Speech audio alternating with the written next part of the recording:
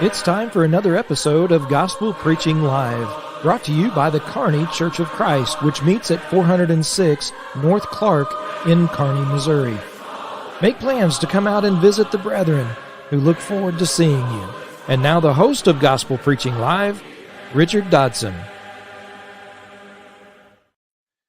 Welcome to Gospel Preaching Live. My name is Richard Dodson, minister at the Kearney Church of Christ, and I sure do welcome you this evening. I pray that the message that we present will be in accordance with God's holy word, and that you will search these things out and make sure that they're true. If they're true, then give us a like on Facebook and YouTube and share it with as many people as you can.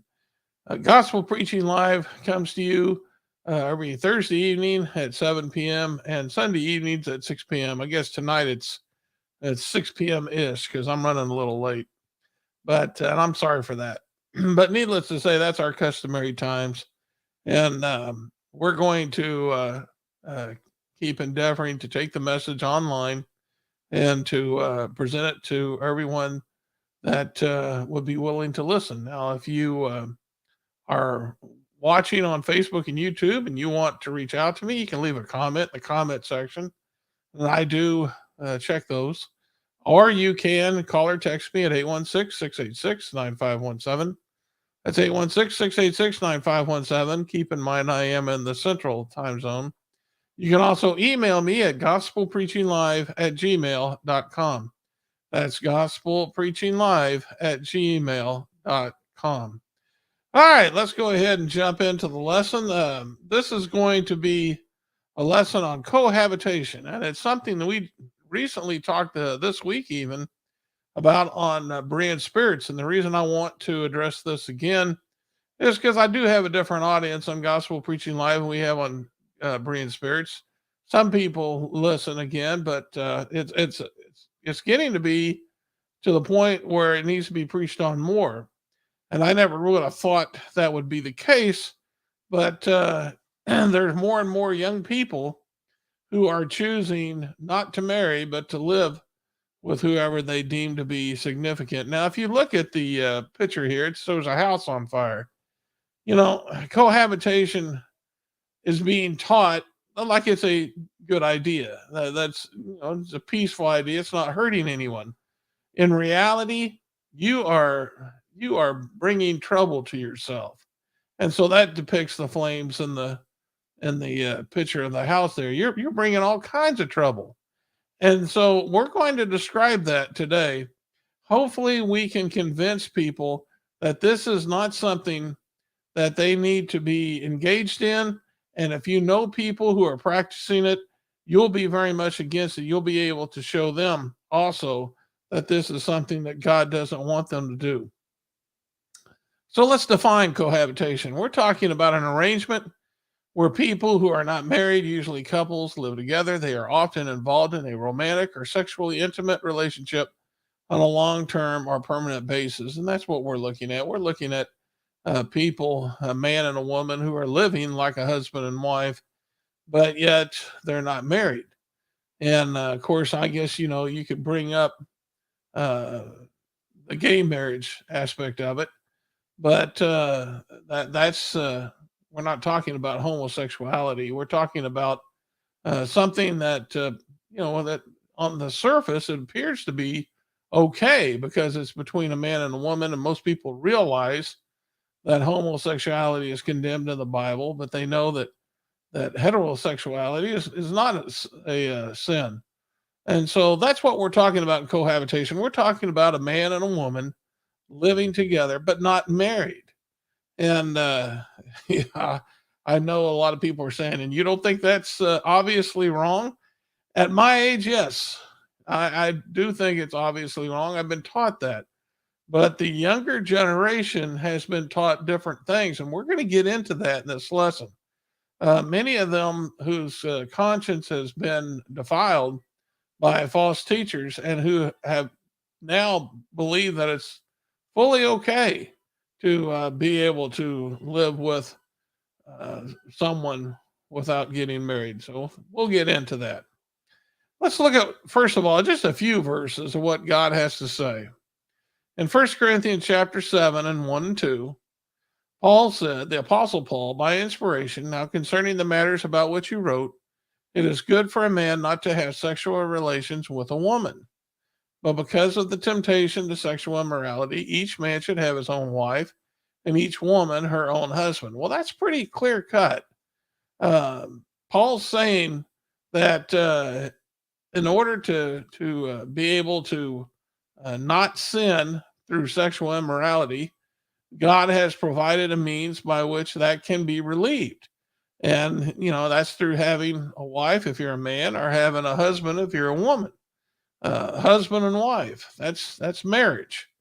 And so that's pretty clear cut, I would think. I don't know what anybody could look at this and try to twist it, but I guess maybe somebody out there could. They seem to twist an awful lot of scriptures that I think can't be twisted. And then I hear something, it never ceases to amaze me. But all we got to do is go back to the beginning when God made Adam and Eve.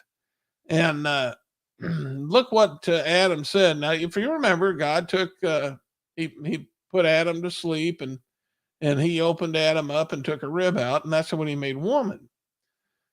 And so, as a result of that, he healed the man. And then it said, the man said, this at last is bone of my bones and flesh of my flesh.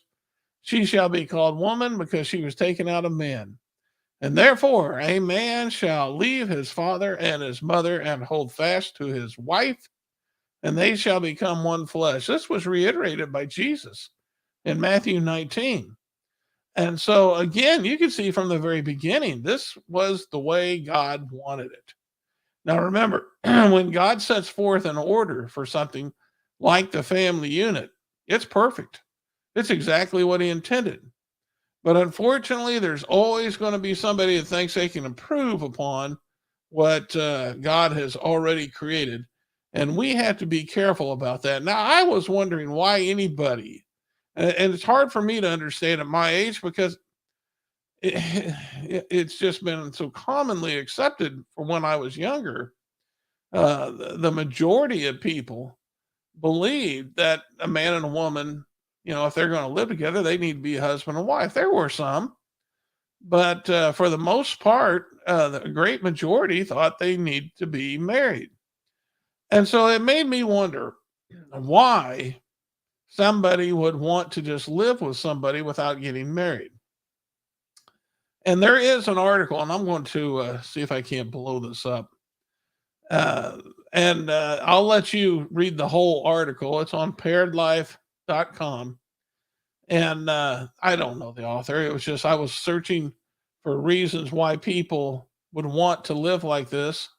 And this man named Muhammad somebody, and I can't even, pronounce his last name. He wrote an article called The Pros and Cons of Cohabitation. And so I want to read this short paragraph. He said, people who prefer cohabitation to marriage have a firm conviction that cohabitation empowers them to know whether they are fit for each other sexually, emotionally, and economically. And likewise, they surmise that cohabitation is an easy and shoddy approach to enjoy your life with your life partner without performing any matrimonial ceremonies. They think that marriage costs a lot of money, and while cohabitation costs you nothing, they believe in this dictum, why buy the cow when you can get the milk for free? Well, now that's true. That was something I used to hear mothers tell their daughters when it come to premarital sex. You'll never get the man to marry you if you're having sex before marriage. And they would use that phrase, why would he buy the cow if he's going to get the milk for free? So I understand that part of it. But some of this other stuff, I just don't understand about trying to see if we're fit, sexually, emotionally, and economically. But it's like a trial run. It's like a practice. There used to be people who were paired together. There was arranged marriages. And they just were expected to make that marriage work. And they did. They didn't, a lot of times they barely knew each other. Like I said, they were arranged marriages. This is back in the old time, but they were committed to the marriage. and they found a way to make it work.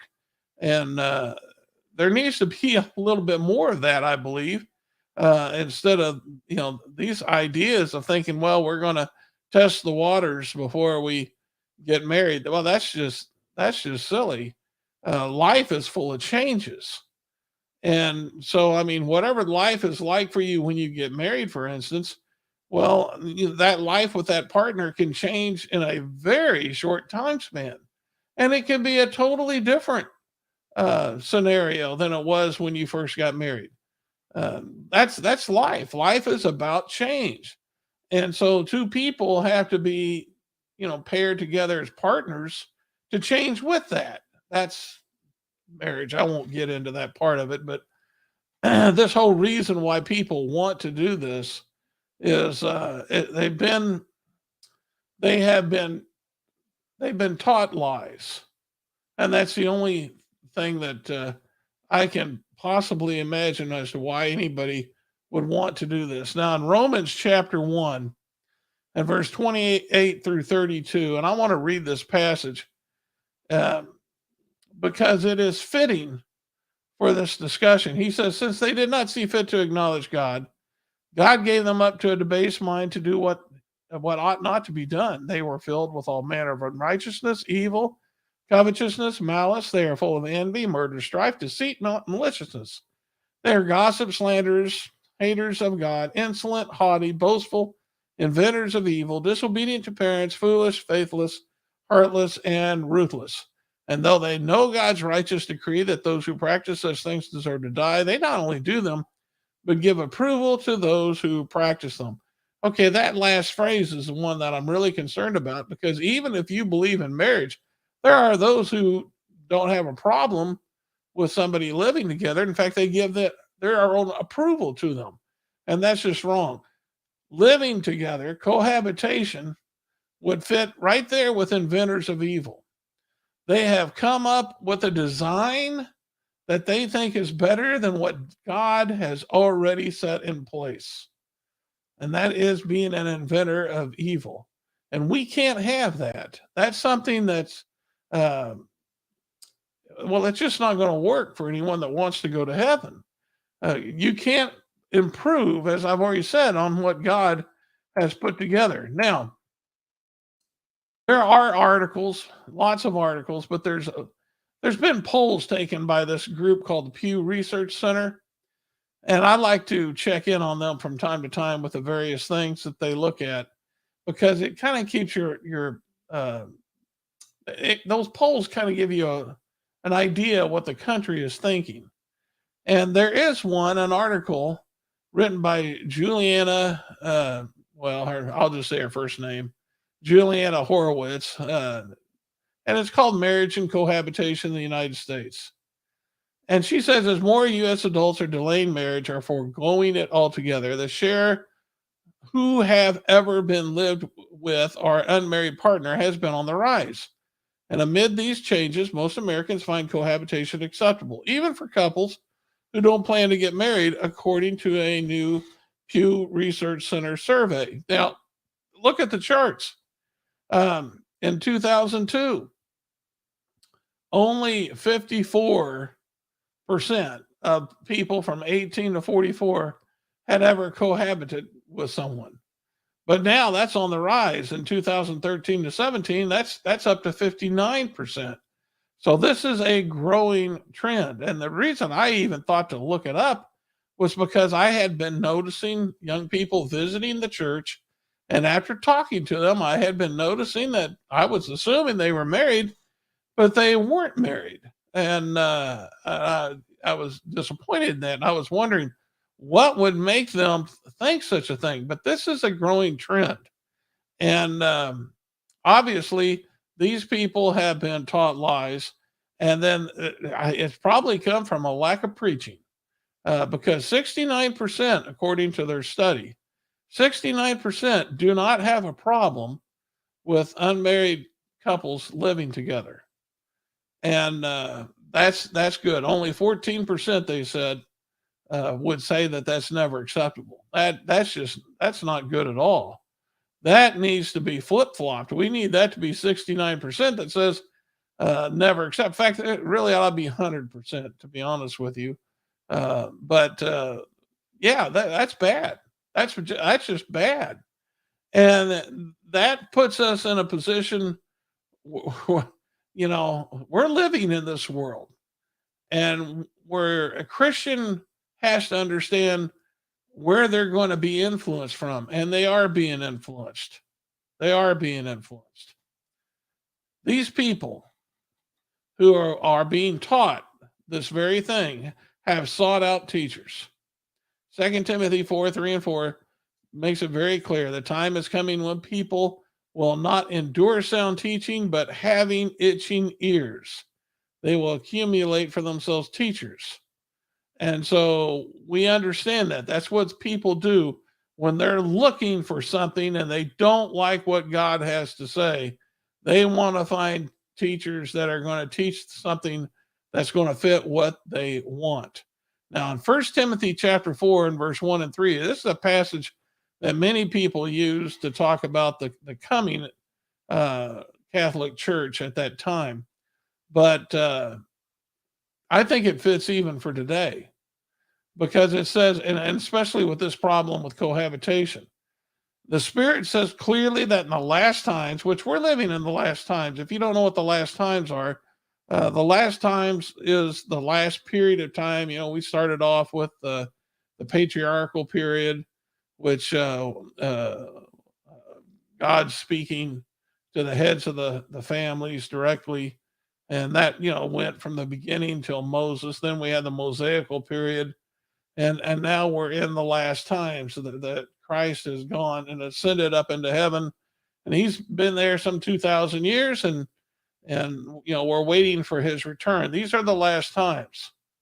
So the Spirit says clearly that in the last time, some people will abandon the faith by following deceitful spirits, the teachings of demons, and the hypocrisy of liars, whose consciences have been burned by a hot iron. They will try to stop people from marrying, and he goes on, from eating certain foods, and it goes on, but stop people from marrying. Why would these people want to do this? Well, they do that through teaching. And they know there's people out there having itching ears, and they're finding these peoples in universities. And there's a reason why these universities are teaching socialism. They are converting people to socialism. And what we have to understand is that socialism is the mechanism by which the devil is going to use to attack the Lord's church. Because in socialist society, which ends up and always has resulted in communism, in that type of environment, there's no freedom of speech. You're going to have a hard time finding a Church of Christ.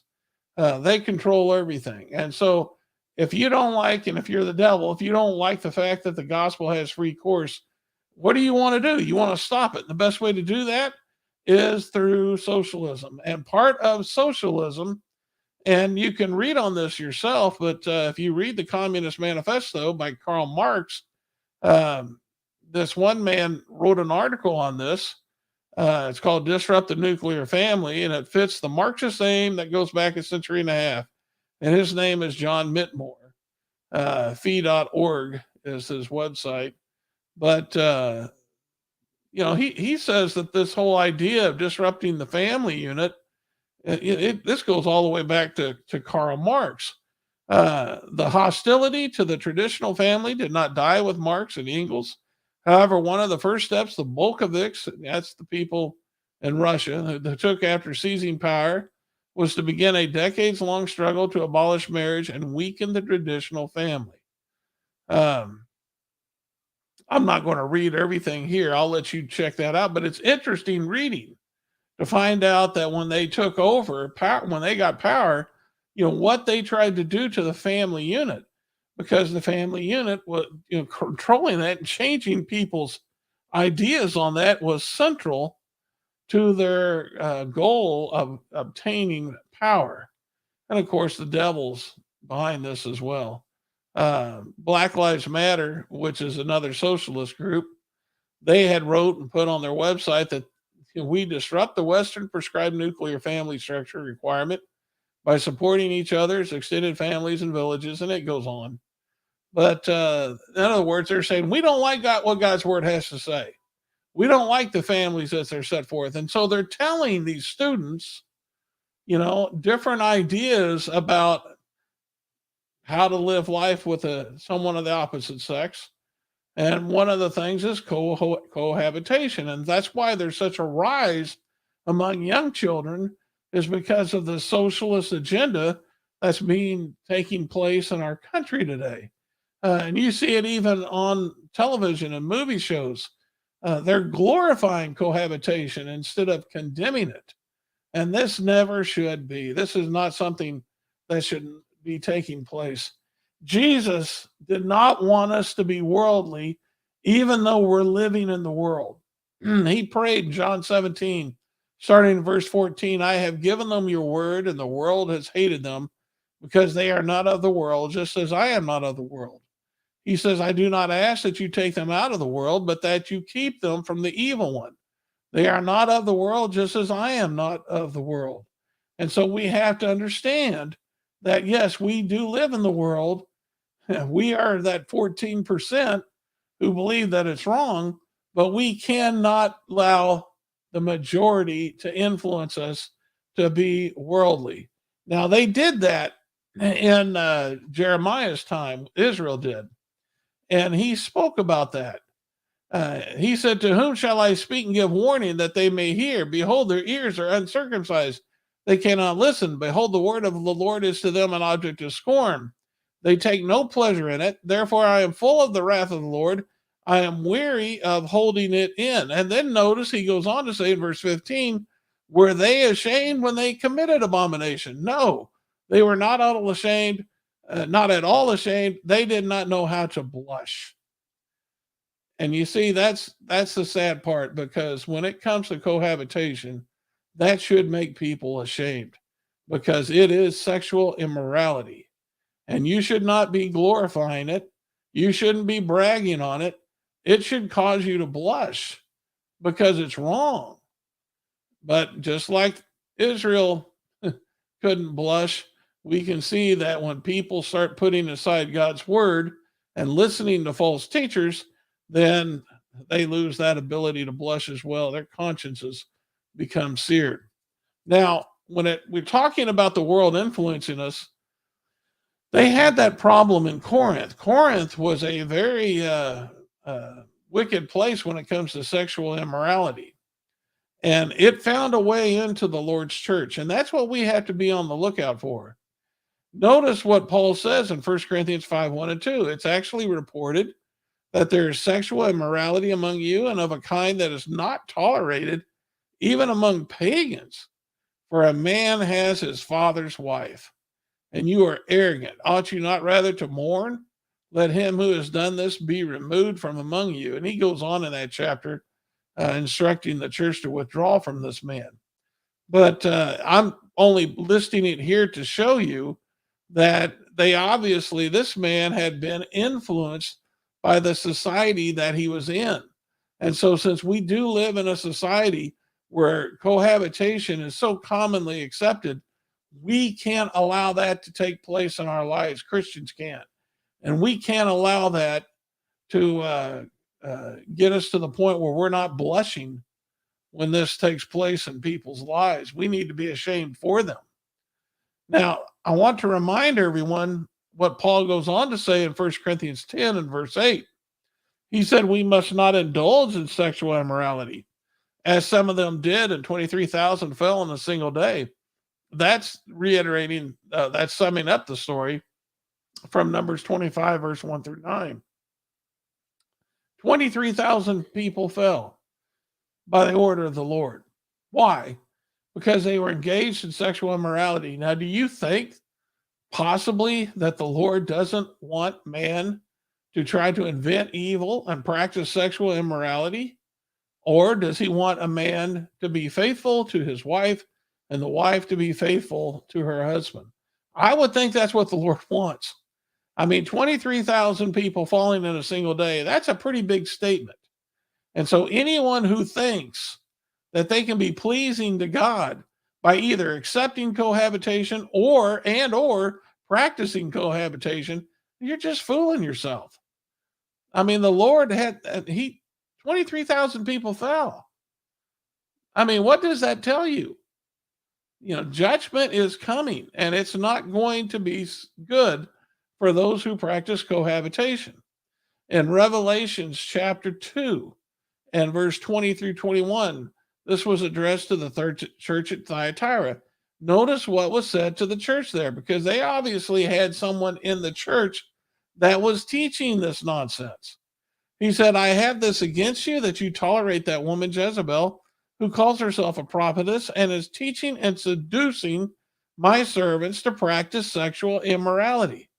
Well, that's exactly what they're doing at universities by trying to teach this nonsense of socialism. And he says, and to eat food sacrificed to idols. I gave her time to repent. She refuses to repent of her sexual immorality. This is something that God was against. And he made it very clear to the church there, he's against this. This is not a good thing. And so we need to be against it as well, because God said it's wrong. In Galatians chapter 5, 19 through 21, the Lord said the works of the flesh are evident. And what does he say? Sexual immorality. That was the first one. And he goes on and he lists a whole bunch of them. But when it comes to sexual immorality, he summed it up by saying, as I warned you before, those who do such things will not inherit the kingdom of God. In other words, if you want to practice cohabitation, you're not going to heaven. If you want to be accepting of cohabitation, you're not going to heaven. It's not going to happen. The Lord expects a man and a woman who live together to be married. That's what he created. That's what he expects man to abide by. Now, I'm going to close with Revelations chapter 2 and verse 14. And it basically, this is kind of a confusing thing. You read Numbers chapter 22 and through 24, and you read of Balaam and Balak, and I'll let you read that on your own. But Balaam and was being summoned by Balak. Balak was leading the Moabites, and they were scared of Israel, because Israel, with the Lord's power, was just overcoming everybody. And so he wanted Balaam, who is a prophet, to be able to put a curse on Israel. And 3 times, instead of putting a curse on them by the Lord's instructions, he put a blessing on them. And Balak got mad every time. He kept offering him a lot of stuff, and Balaam obviously wanted that stuff. But what I like about it is I finally learned the conclusion of the story by going to Revelations 2 and verse 14, because it doesn't really tell you what ended up happening. But I want to read what took place, because it appeared, if you just read Numbers 22 through 24, that Balaam, all he did was put a blessing on Israel. But he was looking for a way to be able to please Balak. And what he came up with was a way to put a stumbling block on Israel. He says, I have a few things. Let me just read it. I have a few things against you. You have some there who hold the teaching of Balaam, who taught Balak to put a stumbling block before the sons of Israel, so that they might eat food sacrificed to idols and practice sexual immorality. So, under other words, what Balaam did was, look, I have to give them blessings. But this is what you can do. If you can get them to corrupt themselves, then God won't be with them. And you can do that through sexual immorality and this meat offered sacrificed to idols. And so that's exactly what Balak did. And the people became corrupt. And so God wasn't with them. And so we can see then how strong influence was. The influence of one man, it just went all the way through Israel. And so we had to be very careful about the influence that's in the world, because the influence that's in the world can be very strong. So be against cohabitation and teach that it's wrong. And don't practice it. Whatever you do, don't practice it, because Those who accept it and those who practice it are not going to go to heaven. All right. That's all I got for you this evening. If you're ever in the Kearney, Missouri area, hey, look us up. We meet Sunday mornings at 9:30 for Bible study, 10:30 for worship. We had a good crowd this morning. Love to have you join us. You can learn about the church by going to carneychurch.com. You can see a map and things of that nature. We meet at 406 North Clark. And if you like this lesson, you want to hear more like that, tune to KPGZ 102.7 FM every Sunday morning at 7 a.m. and you'll hear me preaching on the radio. Now, if you're outside of Kearney and you can't pick up the signal, that's not a problem. You can stream it on your mobile device. Every Thursday mornings at 10 a.m. Central Time, I'm on a show called Berean Spirits with two other preachers, where we endeavor to study the Bible regarding a topic that we choose for that week. I'd like for you to join us. You can reach us by going to carneychurch.com and pressing on the Facebook, the YouTube, or the Berean Spirits app. That will take you there, and you can take part by making comments on Facebook and YouTube. Or if you can't watch it live, or if you just want to listen, you can listen to that show as well as Gospel Preaching Live on Spotify and Google Podcasts. And if there's a platform that you use that I'm not listing, that I'll work on that to try to get that on there as well. Okay, that's all I got for you. Hopefully, I'll be coming to you, Lord willing, again this Thursday at 7 p.m. Until then, remember, this is the day the Lord has made. Let's rejoice in it and be glad. This has been Gospel Preaching Live. Join us each week as truth is taught, faith is examined, and beliefs are challenged. Be sure and hit the like button so you can be notified of future episodes. And to watch past episodes, go to our website, carneychurch.com. This has been a work of the Kearney Church of Christ.